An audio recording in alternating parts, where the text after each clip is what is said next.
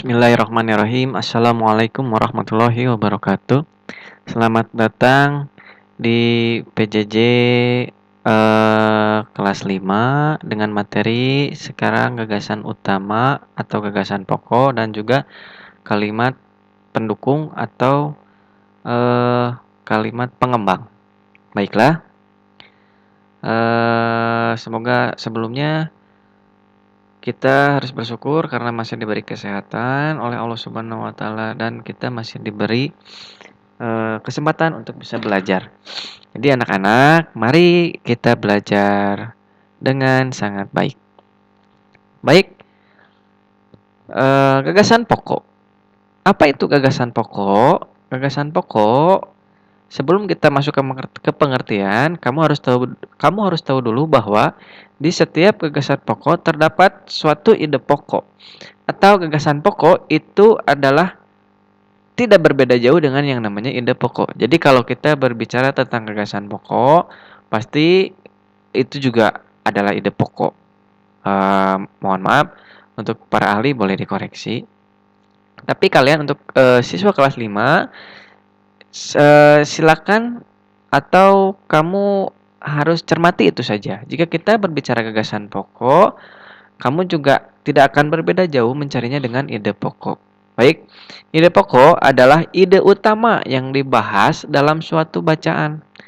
Ya, misalkan dalam suatu bacaan atau suatu paragraf, karena ide pokok biasanya ada di setiap paragraf. Ya, paragraf itu kan dari pertama menulis yang ketika awal menulis kalimatnya agak menjorok ke depan sampai ke titik lagi lalu bertemu lagi dengan kalimat yang menjorok ke depan, itu namanya paragraf. Dan satu paragraf itu dari kalimat menjorok sampai titik dan akan bertemu lagi dengan paragraf yang baru.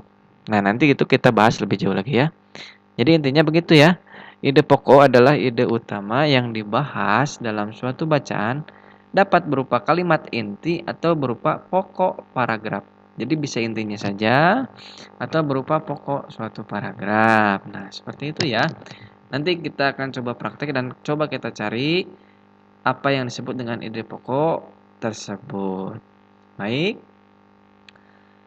Selanjutnya adalah kalimat pengembang. Kalimat pengembang adalah kalimat yang mendukung ide pokok tersebut. Jadi begini, setiap ide pokok dalam suatu paragraf itu hanya ada satu, ya. Nah, ide pokok tersebut bisa ada di kalimat utama atau di kalimat akhir. Nah, di dalam suatu paragraf tersebut kan ada berbagai kalimat. Nah, jika ide pokoknya ada di kalimat utama, berarti kalimat selanjutnya sampai akhir paragraf itu adalah kalimat-kalimat pengembang. Dan ini fungsinya untuk mendukung ide pokok tersebut agar ide pokok tersebut bisa kita pahami lebih baik. Seperti itu. Itu yang namanya kalimat pengembang. Nanti ya kita bedakan ide pokok, kalimat pengembang, gagasan utama dan sebagainya. Oke. Selanjutnya, nah, ini ada suatu contoh. Di sini ada suatu paragraf, ya. Oke, Bapak jelaskan dulu yang namanya paragraf ya. Ini adalah suatu paragraf dan bisa dikatakan satu paragraf saja. Satu paragraf.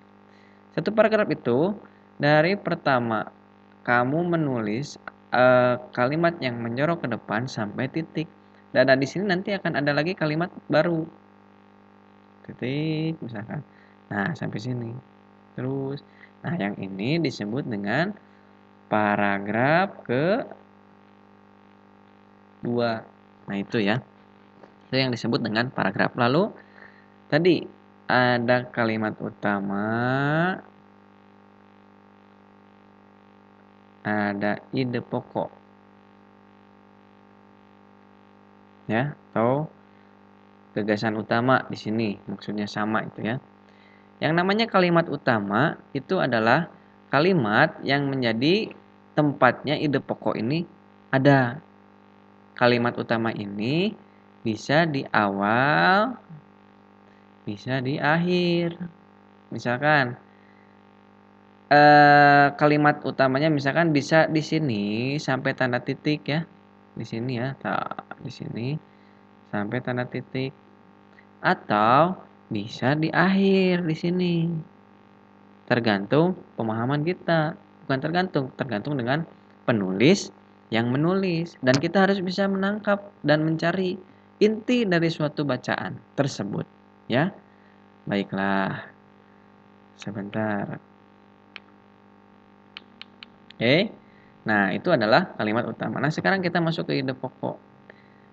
Yang namanya ide pokok adalah inti dari suatu bacaan yang ada di suatu paragraf ini. Bisa di awal, bisa di kalimat utama atau di akhir kalimat untuk mencari ide pokok itu. Misalkan di sini ya. Kita baca dulu bersama-sama. Pawai budaya sangat menarik bagi warga Kampung Babakan. Pawai ini selalu menampilkan keragaman budaya Indonesia.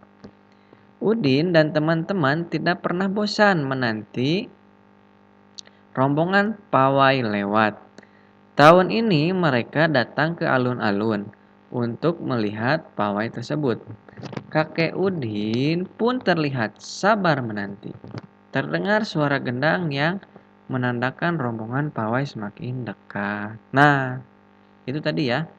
Dari bacaan yang kita baca atau dari paragraf yang kita baca, kita bisa menyimpulkan dan kita bisa memahami bahwa paragraf ini berbicara intinya itu berbicara tentang kemenarikan. Nah, suatu pawai budaya. Itu intinya atau ide pokoknya.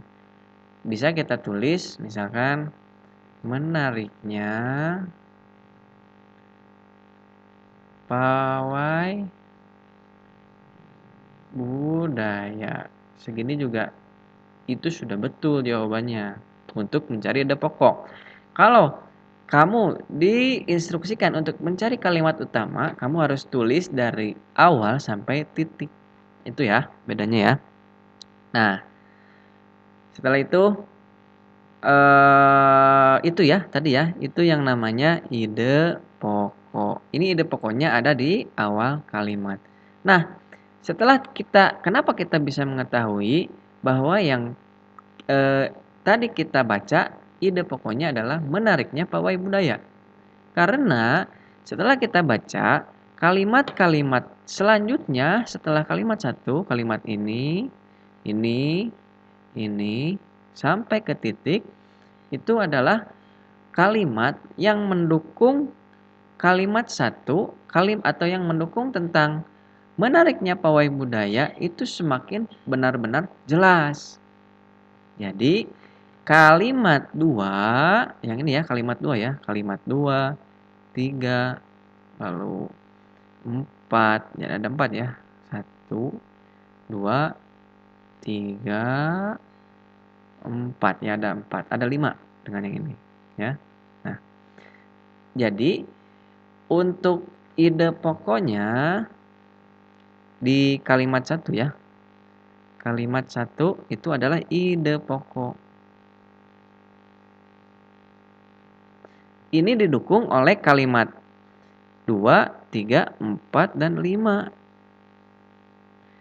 Ini didukung oleh kalimat tersebut.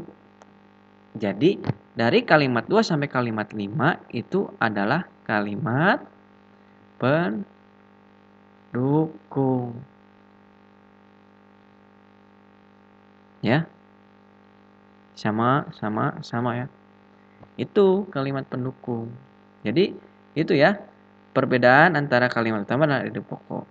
Nah, jadi kalian sekarang harus bisa mengetahui yang namanya ide pokok dan kalimat pendukung ya.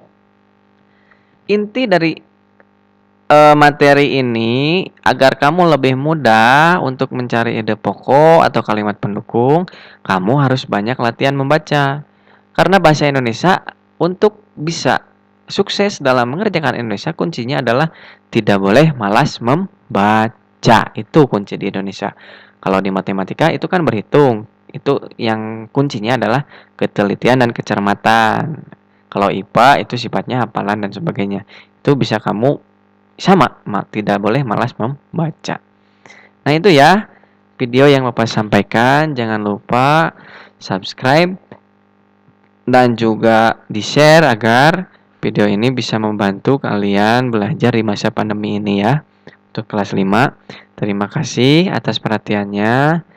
Semoga bisa terbantu. Wassalamualaikum warahmatullahi wabarakatuh.